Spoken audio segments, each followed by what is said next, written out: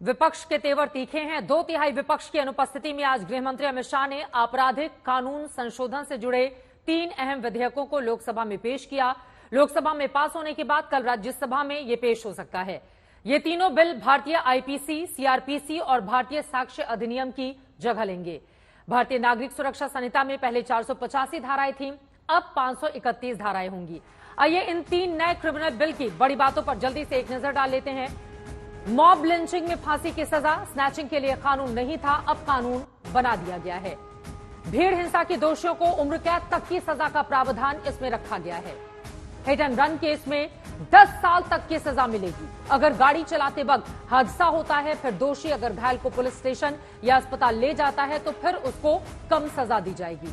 डॉक्टरों की लापरवाही से होने वाली हत्याओं को गैर इरादतन हत्या में रखा गया है, इसकी भी सजा बढ़ाई गई है।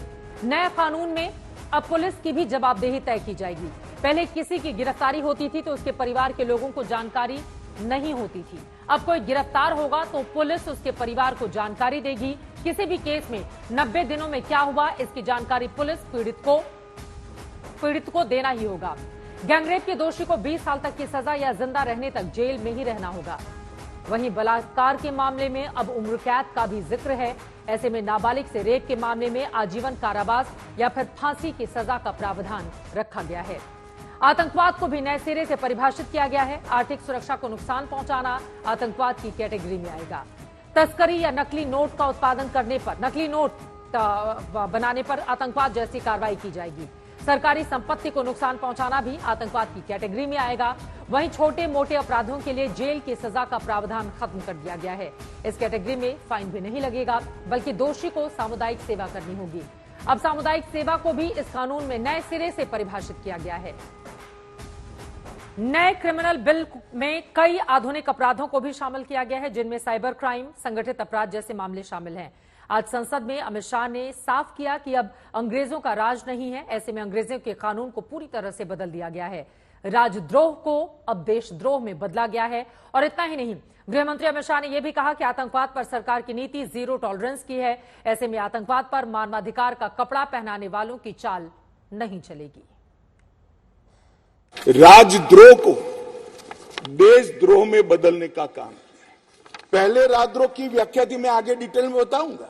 राज से मतलब शासन था, भारत नहीं था। किसी भी राज्यकर्ता के खिलाफ कोई भी कुछ बोलता था तो इसके पर अपराध, राजद्रोह का कानून लग जाता था। हमने व्यक्ति की जगह देश को रखा है। व्यक्ति की टीका ये लोकतंत्र का सबसे अच्छा लक्षण है और देश को नुकसान करने वाले को कभी बख्शना नहीं चाहिए। ये दृढ़ता भी इसमें है। राजद्रोह को इतने साल के बाद देशद्रोह में परिवर्तित करने का काम ये कानून करेगा। मान्यवर, इसमें बहुत सारी चीजों पर हमने थ्रस्ट दिया है। आतंकवाद की व्याख्या अब तक किसी भी क्रिमिनल जस्टिस सिस्टम के कानून में नहीं थी।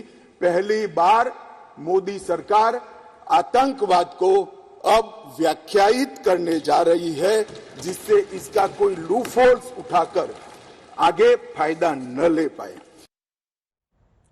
लोकसभा में बहस के दौरान असदुद्दीन ओवैसी ने नए कानून बिल पर सवाल खड़े किए। ओवैसी की ओर से क्या कुछ कहा गया, सुनते हैं।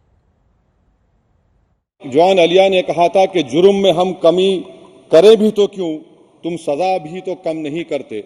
सर, आज सच्चाई इस देश में यह है कि सूट पहनने वाला क्राइम से जुर्म से बच जाता है, जेल से बच जाता है।